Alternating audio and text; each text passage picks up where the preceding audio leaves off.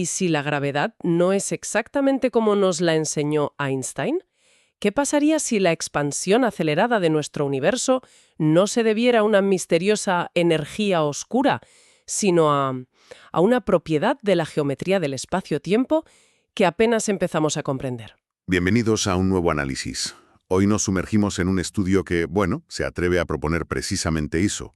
Un modelo cosmológico alternativo, enmarcado en una teoría llamada gravedad FQC, que busca explicar los grandes enigmas del cosmos sin tener que invocar nuevos y extraños tipos de energía.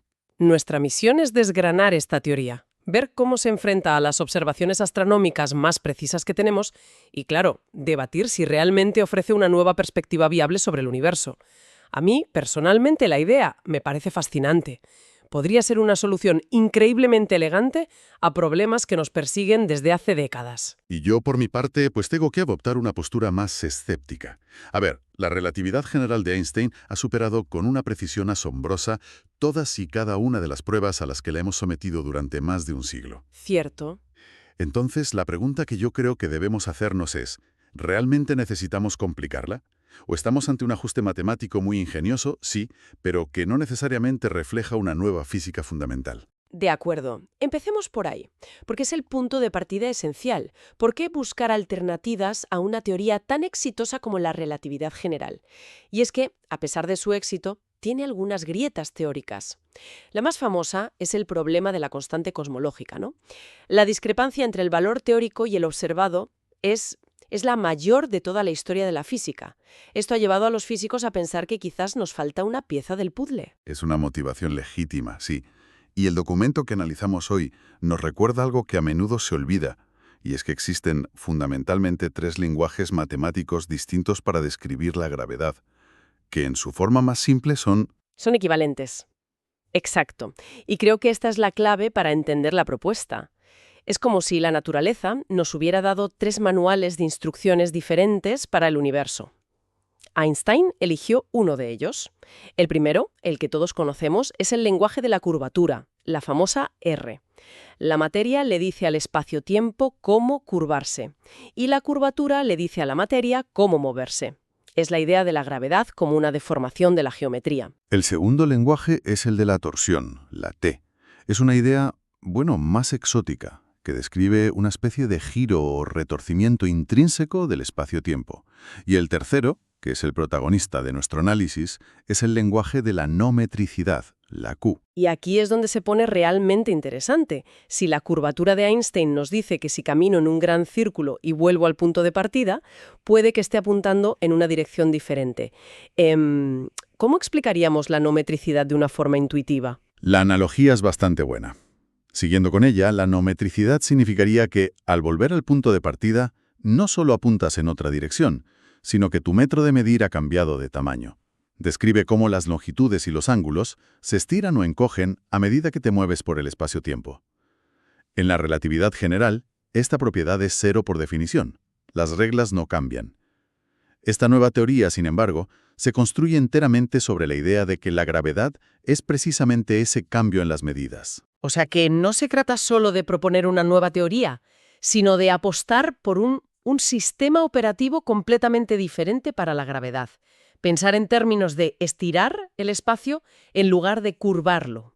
Correcto, pero aquí es donde mi escepticismo se activa. Como decía, estos 3 lenguajes en su forma más simple son equivalentes, describen la misma física. El problema surge cuando empezamos a modificarlos. Las teorías llamadas F de R cambian la R de Einstein por una función matemática más compleja. Este estudio propone hacer lo mismo, pero con la Q, creando una teoría F de Q.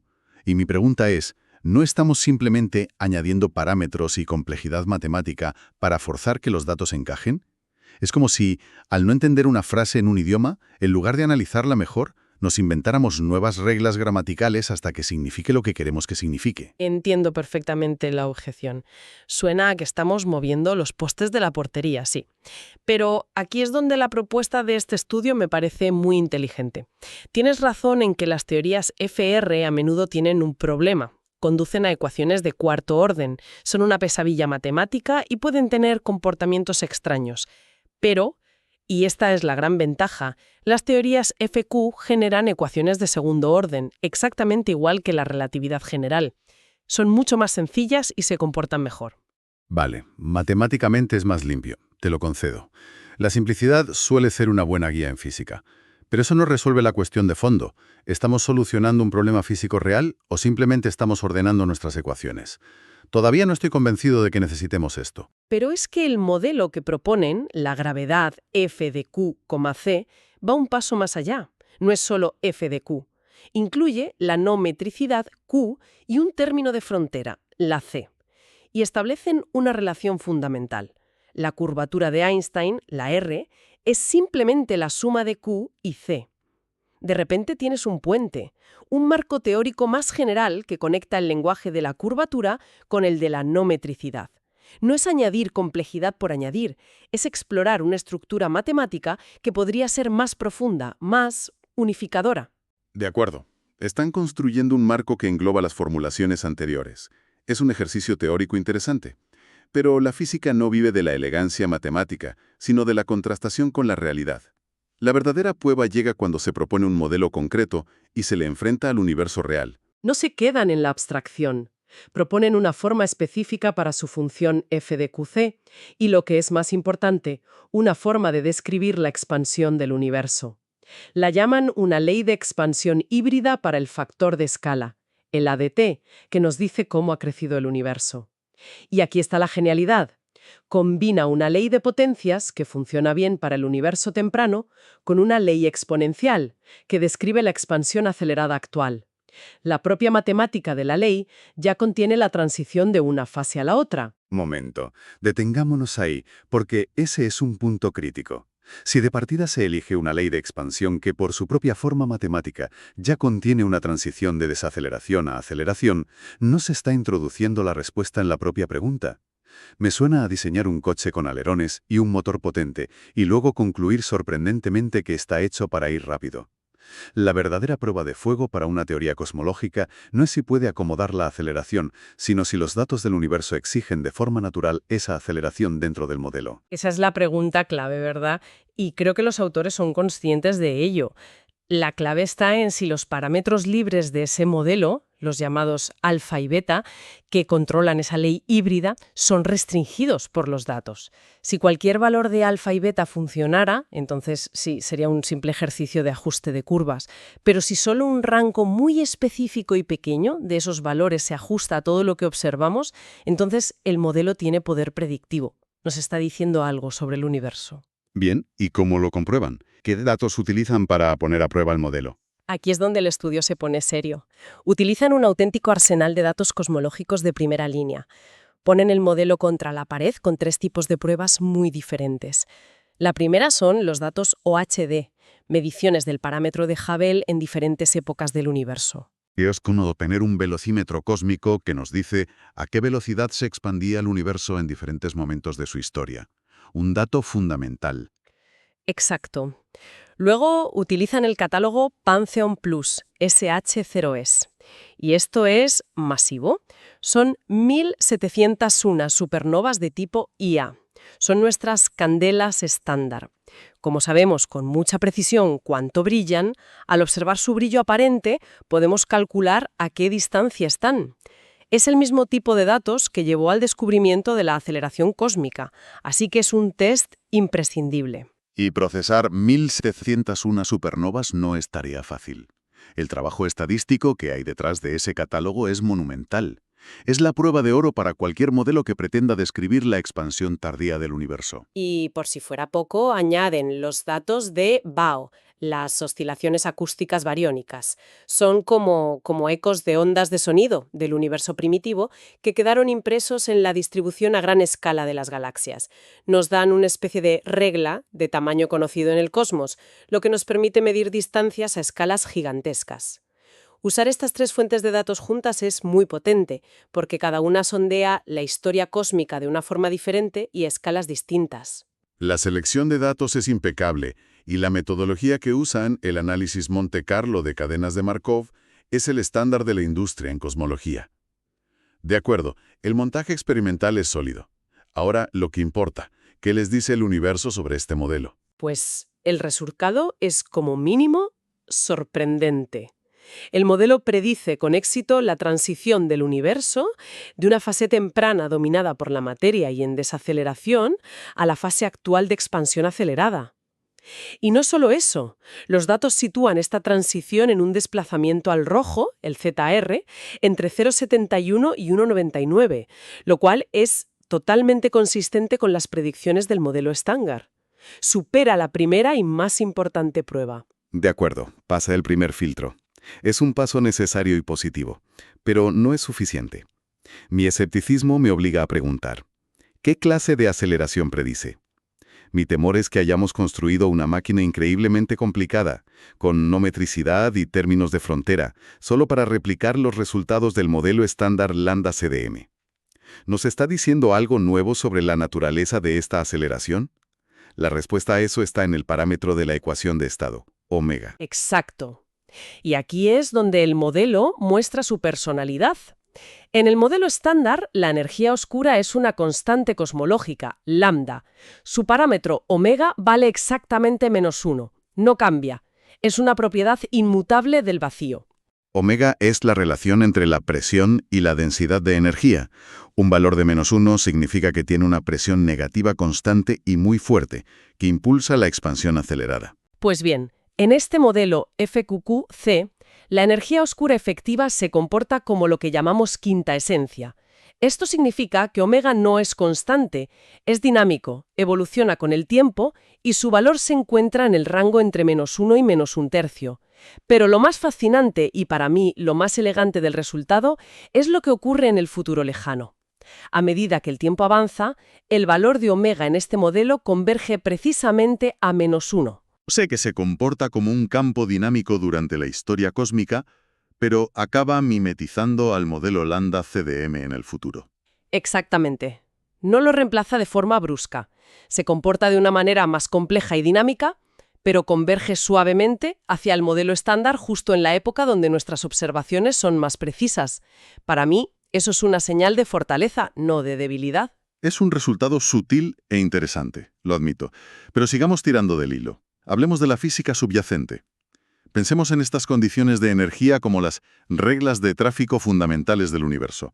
Una de las más importantes es la condición de energía fuerte, la SFC, que básicamente dice que la gravedad, a grandes rasgos, siempre es atractiva. La gravedad junta las cosas, no las separa. Exacto. Para conseguir una expansión acelerada, para que la gravedad se vuelva repulsiva, tienes que romper esta regla. Es una condición necesaria. Es como intentar que un coche suba una cuesta empujándolo hacia abajo. Necesitas violar la intuición normal. Si este modelo es físicamente coherente, debe predecir la violación de la SEC y debe hacerlo en la época correcta. Y lo hace, de manual. El análisis del estudio muestra que el modelo viola la condición de energía fuerte para desplazamientos al rojo por debajo de 0,5, que es precisamente la época en la que la aceleración cósmica se vuelve dominante. Y, lo que es igual de importante, al mismo tiempo satisface otras reglas de tráfico cruciales, como la condición de energía nula y la dominante, que evitan comportamientos realmente extraños, como materia que viaja más rápido que la luz o densidades de energía negativas. Rompe la regla que tiene que romper, y solo esa. Bien, otro punto a su favor. La consistencia con los principios energéticos es crucial. Pero me queda una última duda, y es la que a menudo separa los modelos interesantes de los viables. Todo esto es impresionante, pero mi instinto me dice que podríamos estar ante una casa de naipes. Un modelo teórico puede ajustarse a los datos y cumplir todas las condiciones, y sin embargo ser fundamentalmente inestable. Cualquier pequeña perturbación, cualquier fluctuación en el universo temprano podría hacerlo colapsar. En cosmología la estabilidad lo es todo. ¿Han sometido este modelo a una prueba de estrés? Es la prueba de fuego definitiva, y la abordan de frente. Realizan un análisis de perturbaciones lineales. Es básicamente darle un golpecito matemático al modelo para ver qué pasa. Estudian cómo evolucionarían pequeñas fluctuaciones en la densidad de energía y en el propio ritmo de expansión. La pregunta es, ¿esas pequeñas ondas iniciales se descontrolan y crecen hasta destruir el modelo? ¿O se atenúan y el modelo vuelve a su estado de equilibrio? ¿Y cuál es el veredicto? ¿Es una casa de naipes o una estructura sólida? Es una estructura sólida. Los resultados de su análisis muestran que las perturbaciones se mantienen siempre pequeñas, no crecen de forma exponencial. Esto indica que el modelo es estable y robusto frente a las fluctuaciones que sabemos que existen en el universo. No es una construcción teórica frágil. Entonces, recapitulemos el viaje. Hemos empezado con un marco teórico que generaliza la relatividad de Einstein, usando un lenguaje geométrico diferente. Hemos visto cómo proponen un modelo concreto dentro de ese marco, que se ajusta a un conjunto muy completo de datos observacionales. Este modelo predice correctamente la transición a la aceleración, describe la energía oscura de una forma dinámica que converge con el modelo estándar, es coherente con las reglas de tráfico energéticas del universo y, además, es estable. Exacto. Es un paquete sorprendentemente completo. No resuelve todos los misterios del cosmos, ni mucho menos, pero se presenta como una alternativa coherente y viable. Muy bien. Resumamos entonces las conclusiones clave de nuestro análisis. Primero, hemos explorado cómo las limitaciones teóricas de la relatividad general motivan la búsqueda de alternativas, y hemos analizado una prometedora basada en el concepto de no metricidad, la gravedad F de QC. Segundo, hemos visto que un modelo cosmológico específico dentro de esta teoría, al ser contrastado con datos de supernovas, la distribución de galaxias y la expansión del universo, resulta ser completamente viable y consistente con las observaciones. Tercero, y es el punto más importante, el modelo reproduce con éxito la transición de un universo en desaceleración a uno en aceleración, situando este cambio en una época consistente con lo que ya sabíamos. Supera la prueba fundamental.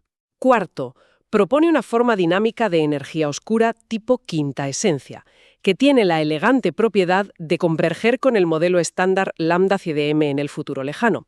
Se comporta de forma más compleja, pero acaba pareciéndose al modelo más simple justo donde debe. Y quinto, hemos comprobado que es un modelo físicamente consistente y robusto.